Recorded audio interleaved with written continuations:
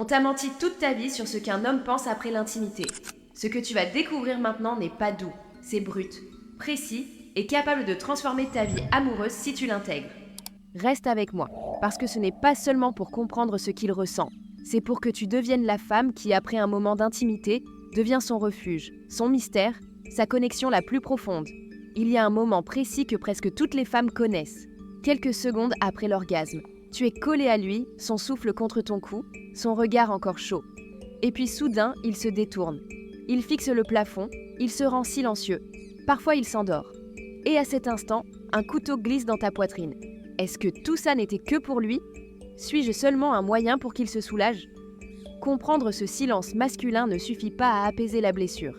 Il faut savoir quoi faire dans ces minutes-là. Et c'est exactement ce que je vais te donner maintenant.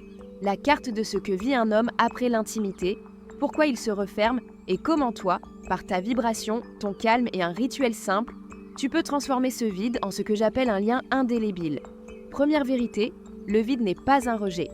Biologiquement, après l'orgasme, l'homme subit une poussée hormonale. La prolactine augmente, la dopamine chute, résultat, fatigue immédiate, besoin d'espace, déconnexion momentanée. Mais ce n'est que la surface. Psychologiquement, son cerveau se réorganise. Énergétiquement, sa vibration se replie vers l'intérieur. Il doit revenir à son centre. C'est un mécanisme d'autoprotection, pas une condamnation de toi. Là où beaucoup se trompent, c'est dans l'interprétation. Si tu entres dans la peur, dans la demande immédiate de confirmation, tu m'aimes ? Ça va ? Ton énergie dit au lieu d'émettre « j'ai besoin de toi pour exister ». Et l'esprit masculin qui vient de vivre une ouverture extrême perçoit cela comme une pression. Il se replie davantage. Ironie cruelle, chercher de la validation immédiatement après l'intimité efface le magnétisme que tu viens de créer. Laisse-moi te raconter Laura. 45 ans, divorcée, elle rencontre Diego. Après des semaines de rapprochement, la première nuit d'intimité est intense. Pour Laura, c'est sacré. Pour Diego aussi. Mais quand tout s'apaise, Diego soupire, se tourne, fixe le plafond et ferme les yeux. Laura panique. Elle imagine le pire. Elle pense « Il a juste utilisé mon corps. Je ne lui ai pas suffi. » Elle est sur le point de faire l'erreur universelle, combler le silence par l'exigence. Elle va appeler, écrire, chercher la réponse. Et dans 9 cas sur 10, ce comportement tue la possibilité d'un lien durable. Deuxième vérité, ce vide est une porte, pas une tombe. Carl Jung parlait de l'ombre. Ce silence après l'intimité révèle souvent le rapport d'un homme avec ses propres peurs, ses responsabilités, sa culpabilité. Pendant l'acte, il s'est permis d'être vulnérable. Après, l'ego veut récupérer son territoire, revenir au calme, reprendre le contrôle, se protéger. Si tu respectes ce mouvement, il reviendra naturellement. Si tu l'étouffes, il fuit. Patricia en a fait l'expérience. 27 ans de mariage. À chaque fois, après l'intimité, Hector se détournait, s'endormait. Patricia ressentait l'abandon. Pendant des années, elle a supplié, demandé, cherché des signes verbaux. Puis après un travail sur elle-même, elle a changé sa posture, resté calme, respirer, sourire intérieurement, poser une main douce sans exiger de mots. Quelques minutes plus tard, Hector est venu l'enlacer, a murmuré un « merci ». Le silence n'était plus un refus, mais un passage vers la gratitude. Voici l'erreur fatale que font tant de femmes. Confondre amour et besoin. Demander une validation immédiate traduit une vibration de manque. Or, l'attraction masculine est intensifiée par ce qui lui paraît libre et non possédé. La liberté est le trésor masculin. Si ton énergie authentique est la paix, la complétude, la sécurité intérieure, sans réclamer, tu déclenches en lui l'envie de revenir lui-même, par choix. Alors comment faire concrètement ? Je te donne un rituel simple, silencieux, énergétique, pas une technique de manipulation, mais une pratique qui aligne ton énergie. Respire et ancre-toi. Quand le moment se termine, ne cherche pas sa confirmation. Fais une respiration longue, lente, en direction du ventre. Ramène ton attention en toi. Ce geste établit que tu n'es pas dépendante de sa réponse. Souris intérieurement. Ce sourire n'est pas pour lui, c'est la vibration d'une femme en paix. Il dit « Je t'ai offert mon être, je suis complète malgré tout ».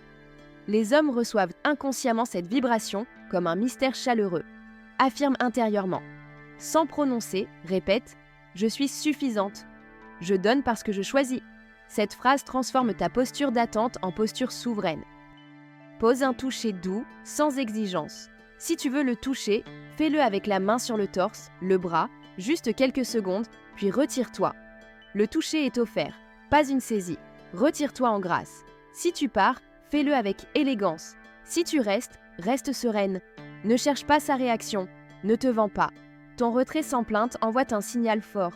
Tu n'es pas un besoin à combler, tu es un don à chérir.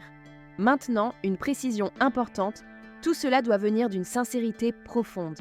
Ce rituel n'est pas un jeu de pouvoir, il est une invitation à devenir maîtresse de ton centre. Et ce centre attire l'âme masculine plus puissamment que n'importe quelle demande. Voyons ce que cela provoque quand il est appliqué avec constance. Daniela a essayé. Hugo, son mari, se tournait toujours après. Il ne montrait plus d'enthousiasme. Elle a commencé à respirer, à sourire en silence, à revenir à elle. Sans le provoquer, Hugo a fini par revenir. Il a dit, les yeux humides, « Tu es ma paix ».